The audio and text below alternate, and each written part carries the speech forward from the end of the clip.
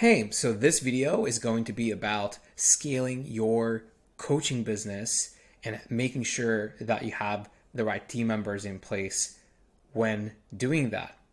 So, your coaching business is going to be limited based on who you have in place regarding like team and employees, who you have as your head closer or sales manager or sales director, right? Whether you have the right marketing people in place, whether you have anyone in place in terms of finance. Just so you know, I'm going to tell you, like, I'm going to be upfront with you. I'm not going to give you any advice on finance specifically or hiring a CFO because that's not our or my area of expertise. But you need to have that in place as well. But I'm not going to talk about that in this specific video. So I'm a big believer in the idea of 1 + 1 = 4, right? Because your team's intellectual capacity, right, is going to be your limitation, right? Because when you have a good marketing person on board, when you have the right salespeople on board, right, you have the right branding in place, and someone is supporting you regarding finance or taxation, whatever that is, right? When you have all those things in place, those people are going to be able to contribute, and their contributions are going to scale exponentially, right? Because that's how it works. And you have to have that in place because you are going to be limited. Why? Because your time is capped. You can only do so much coaching. You can only do so much consulting. And if you need to be on sales calls, right, while you also have to worry about your marketing, while you also have to worry about actually doing the fulfillment, obviously it's not going to pan out and you are going to burn out, right? So you need leverage, and you need to leverage your time, right? Sure, you might want to control sales for a while, but even then, you need to have at least marketing outsourced, right? Because if you don't do that, then obviously you're going to be running around like a headless chicken. Okay, so you cannot do everything by yourself because it's not going to work. Like it's not going to work. If you want to make serious money, right? If you want to scale past 7 figures, you need to have a small team in place. End of argument. So, first of all, I want to talk about hiring closers, right? The reason why I'm going to do that is because, just to give you a little bit more context, so with our most recent engagement, we were helping a fitness coach. The company is called Superhuman Fathers, right? And one of the key aspects of making that engagement successful was having closers in place, right? And what we've seen work the best is actually hiring your best students or clients. And if that person has a sales background, he or she can sell for you. And it works. Actually, I have seen one of the best close rates with those types of people, right? Whereas a closer might only be able to close at like 50%. And I'd say that 50% is pretty good for a coaching business, right? Some of these people I've seen closing at 80%, right? So it's so important to ensure that you have some type of system in place that ensures that if someone wants to work for you, they can, right? And in terms of numbers and variables, if you never hired a closer before, usually the industry rate is around 10 to 15% off of the first sale. Or, if you have recurring, like whatever they close, like cash collected, right? And that's normally the case. I have seen coaching businesses making mistakes where they were giving the closers a base, but trust me on this, a good closer doesn't need a base, right? Because a 10 to 15% commission off of closing your deals, that's a pretty good deal. And if you have a steady lead flow, and if you actually have everything in place for that closer to do well, then 10 to 15% is going to be more than plenty, right? But you have to ensure that there's enough leads and prospects coming through the door, and they're getting booked on your closer's calendar, because otherwise, obviously, the closers are not going to be happy. The other thing I want to mention is that there are companies out there who can actually supply you with closers. For example, there's one called closers.io. It's Cole Gordon's company. You can find him online.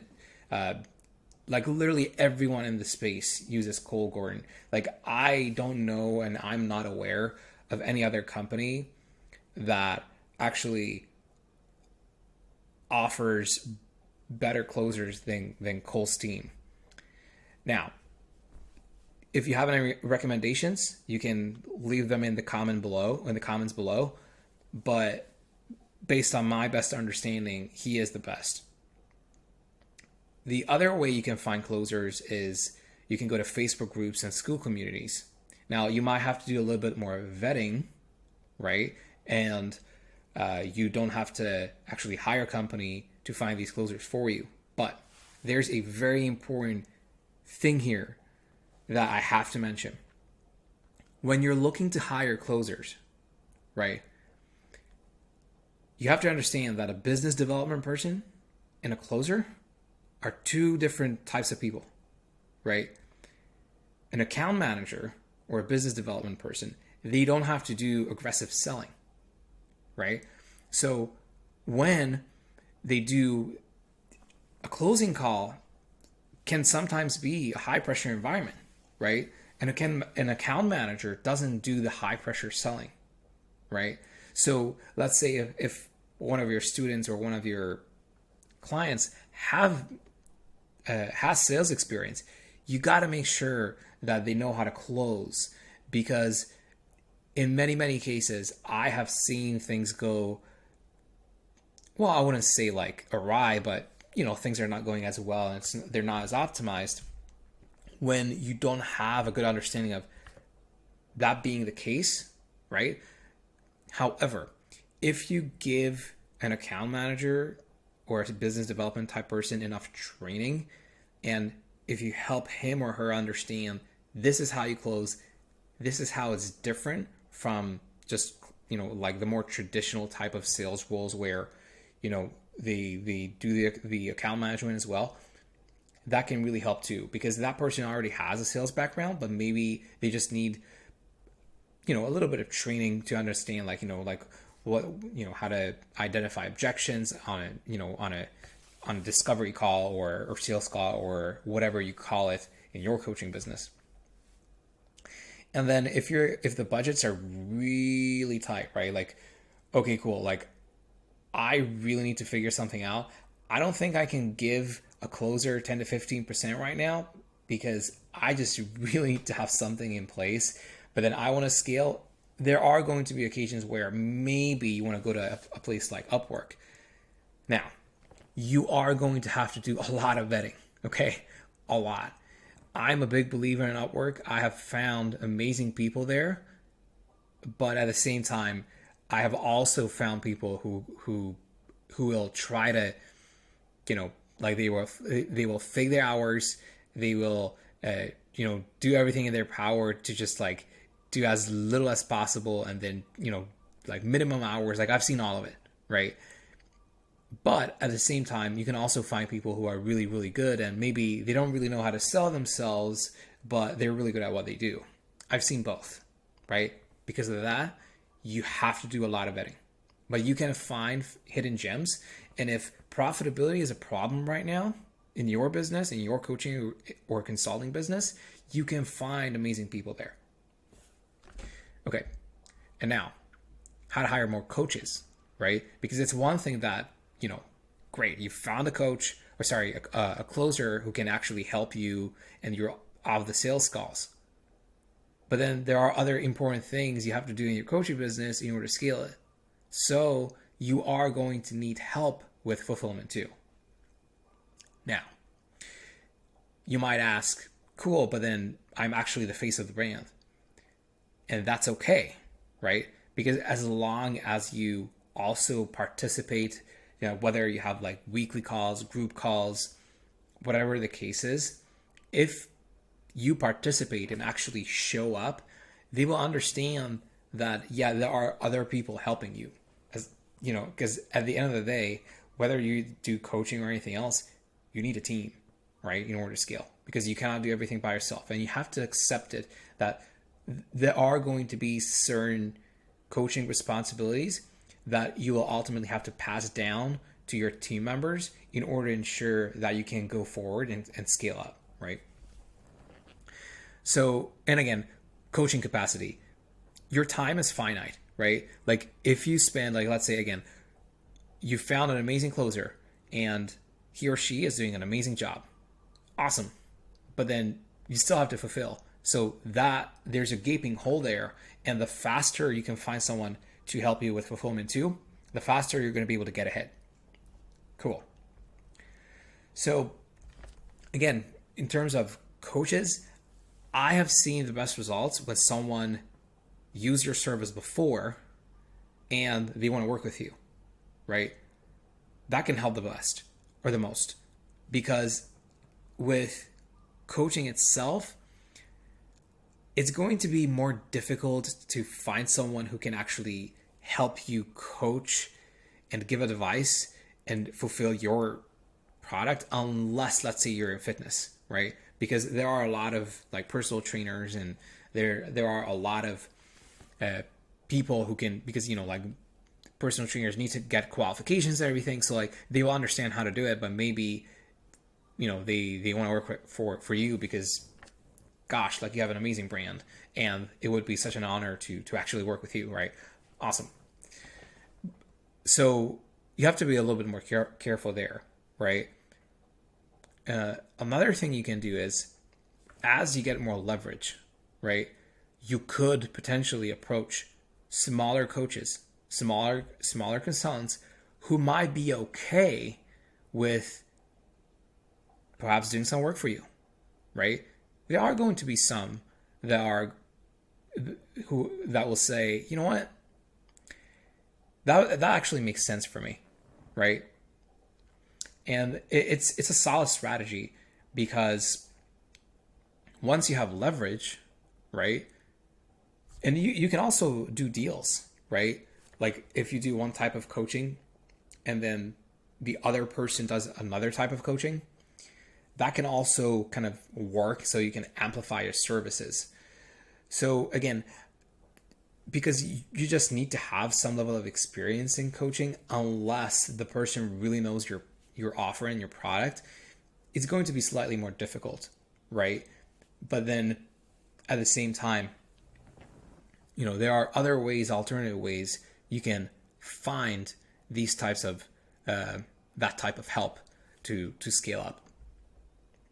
And then last but not least, hiring marketers. And probably this is the hardest to get right, because again, as you help people, if they like you, there's a chance they want to work with you. And that will be true in terms of coaching and closing as well. But then the marketing aspect of everything, like now, that's the hardest to get right, because actually finding the person who can do your marketing correctly is going to be a big challenge. And let me explain why. So I am a firm believer in the fact that you should not work with a traditional digital marketing agency, because you are going to get burned, right? If you haven't been burnt already, be prepared to be burned, because the market has stopped innovating. And the ones who actually innovate, they are these silent ninjas. Trust me on this, because I've been doing digital marketing for 8 years, And my peers, the people who are really the best at what they do, they don't like the agency life, right?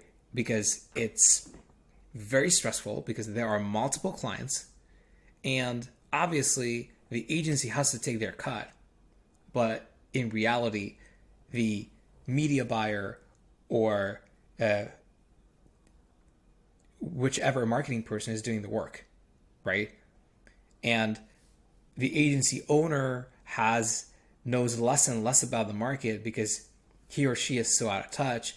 And then the people below, right? There are the seniors and there are the juniors.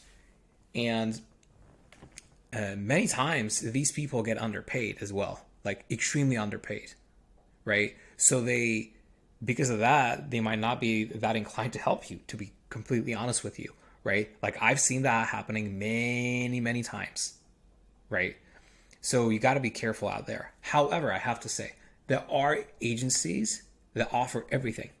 So you should be looking for those who can help you holistically, right? So they offer help with sales and ops and the entire sales process, marketing and sales process, because those are the ones that are going to help you out. And to be completely honest with you, more often than not, those businesses are actually not labeling themselves as agencies, because agency and agency people start to have such a bad name, right? That, it's a big taboo. No one talks about it, right? The industry doesn't like talking about it. And there's definitely no shit talking, among peers, right? So everyone's kind of silent and they're not telling you what's up. So you have to be careful out there and ask for references, ask for case studies, because it's very easy to get into the trap of, you might not know as much about the data side of things, and then you're going to get burnt. And in terms of ideal scenario, so what I would recommend, right? And, I'm just being like completely honest and upfront with you, like talking from entrepreneur to entrepreneur, from business owner to business owner. You need to have those systems built in-house, because in reality, you should not depend on an agency, because you are going to create something called a key man risk within your business by relying on someone else's service way too much, right? So as long as you have everything built out, you are being protected, and you have assets in place that can be used at any time. Now, you have to find the right company to help you actually build these things for you in-house and do the implementation, right?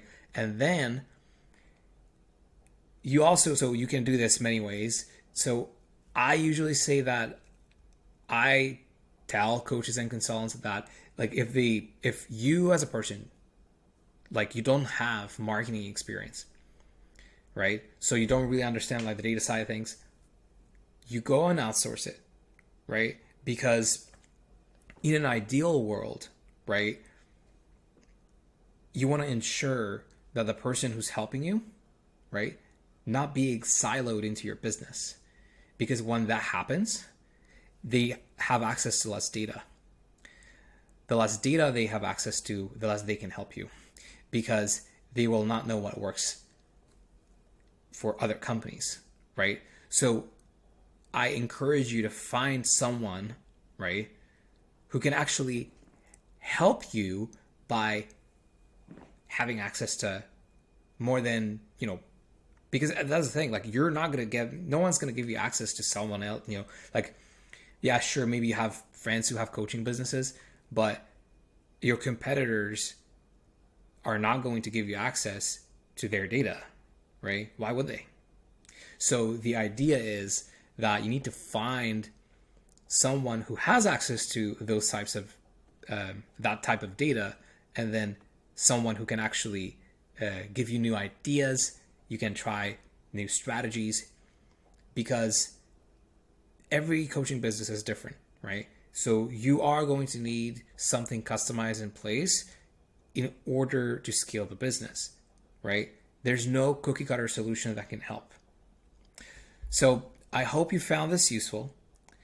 If you enjoyed this video, please leave a comment below, share this, like it, and then give me a big subscribe, and just make sure that you tune in for more of these types of videos. And if you have any feedback, that would be more than appreciated.